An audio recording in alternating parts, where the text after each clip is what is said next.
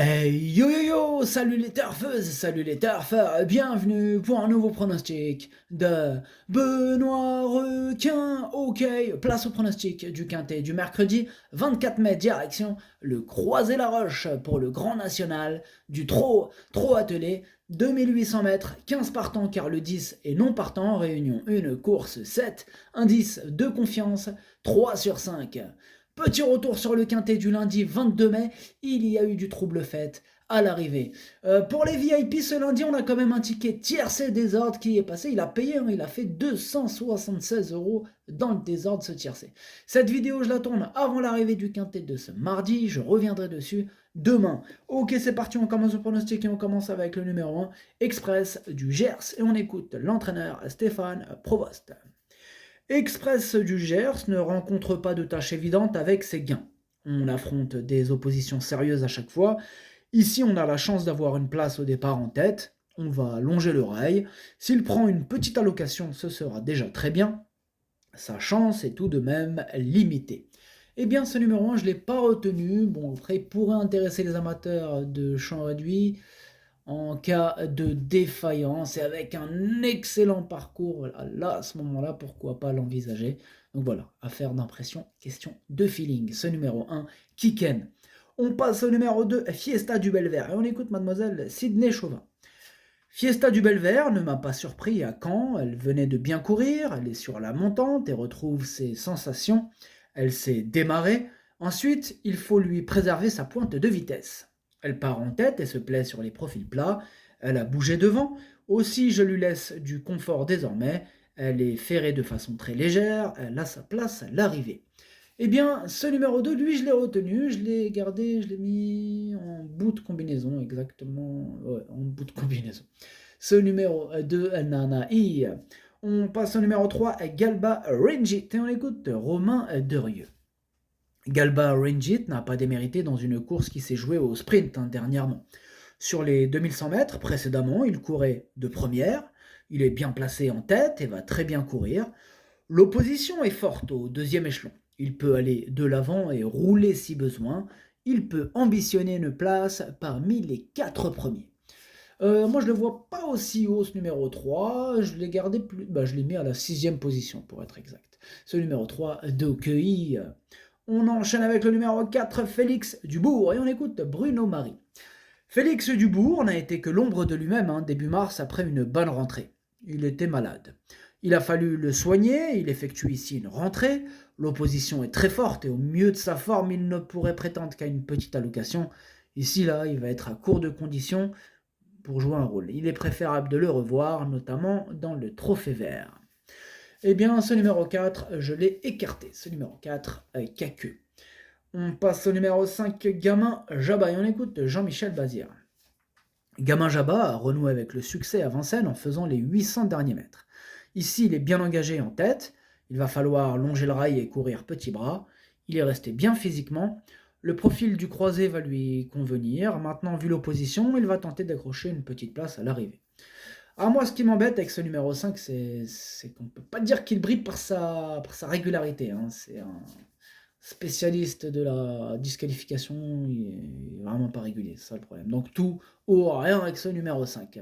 Ce numéro 5, je l'ai gardé du coup quand même en bout de combinaison. Ce numéro 5, Hachi. On passe au numéro 6, Gaïa d'Ocagne, et on écoute Jean-Philippe Raffegeot. Gaïa d'Ocagne s'est perdue dans ses allures dernièrement sous la selle à Caen. Elle était trop légère, je vais lui résiner les pieds cette fois. Sa sortie précédente à Cholet avait pour but de préparer ce bel engagement à la limite du recul. Elle n'a pas de marge, mais sa forme est sûre. À l'issue d'un bon déroulement de course, elle devrait accrocher une place. Eh bien moi, ce numéro 6, je ne l'ai pas retenu, c'est un regret, c'est mon deuxième cheval de complément en cas de non partant. Ce numéro 6, Domenico Kai. On passe au numéro 7, Gamble River, et on écoute Pierre-Louis de Sonnette. Gamble River a bénéficié d'un bon parcours côté corde pour son retour à Vincennes. Il n'a pas démérité. Ici, il découvre un très bel engagement en tête. Le profil plat du croisé va lui convenir. Il faut absolument le cacher. L'opposition est surtout aux 25 mètres. Cela dit, il peut, à l'issue d'un très bon déroulement de course, se glisser en fin de combinaison.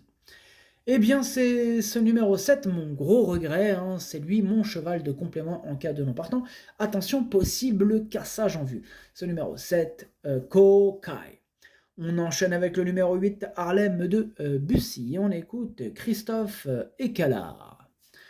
Harlem de Bussy effectuait une petite rentrée à Lyon et n'avait pas un déroulement évident. J'espère le voir prendre sa revanche sur Gaspard d'Angy cette fois. Il a bien gagné depuis à Vincennes, il a vite récupéré. On va essayer de le monter en gain progressivement en vue de l'hiver prochain. Il rend la distance, mais il peut faire le dernier kilomètre sur un très bon pied. Eh bien, ce numéro 8, c'est tout simplement mon préféré. Je l'ai installé en tête. Ce numéro 8, Okinere. On passe au numéro 9, Gaspard d'Angy, et on écoute Jean-Michel Baudouin. Gaspard d'Angy a été bon à Saint-Brieuc à la 3e place. Il était peut-être juste un peu défraîchi. Il avait couru régulièrement. Il a repris un peu de fraîcheur depuis. Il me paraît mieux qu'avant sa dernière sortie. Il faut rendre la distance et affronter de très bons 6 ans. Il aime les courses rythmées. Sa place est dans le quintet si tout va bien. Eh bien, ce numéro 9 me plaît beaucoup. Moi, je l'ai gardé très haut en 3e position. C'est une première chance, bien évidemment. Ce numéro 9, Daisani. On passe au numéro 10, qui est non partant. On enchaîne donc avec le numéro 11, Hip Hop au fort, et on écoute Christian Bijon. Hip Hop au fort avait effectué un break après l'hiver, tout en effectuant la monte. Sa rentrée à Saint-Brieuc était très bonne et a suffi pour qu'il revienne au mieux. Il fait face à un bel engagement et le sol de la piste du Croisé-la-Roche va lui plaire. Il sera déféré des 4 pieds pour l'occasion. Sur ce tracé, il faut que tout se passe bien, mais il détient une première chance. Eh bien, ce numéro 11, moi, il me plaît bien. Je l'ai gardé en 5e position. Ce numéro 11, Do-I. On passe au numéro 12, Goéland Dauphin. Et on écoute Christian Bijon. Encore et encore. Goéland Dauphin a réalisé une excellente performance dans un très bon chrono. Il aligne les bons résultats depuis plusieurs mois et va encore se présenter au top. L'engagement est favorable et la piste va lui convenir. Sa place est dans le quintet, il peut terminer sur le podium. Hip Hop au fort possède plus de classe, mais Goéland est très maniable. Moi, je préfère ce Goéland au fort, comparativement à son deuxième pensionnaire, Hip Hop au fort. Donc Goéland au fort, moi je l'ai gardé en 4e position. C'est numéro 12, Yo Me.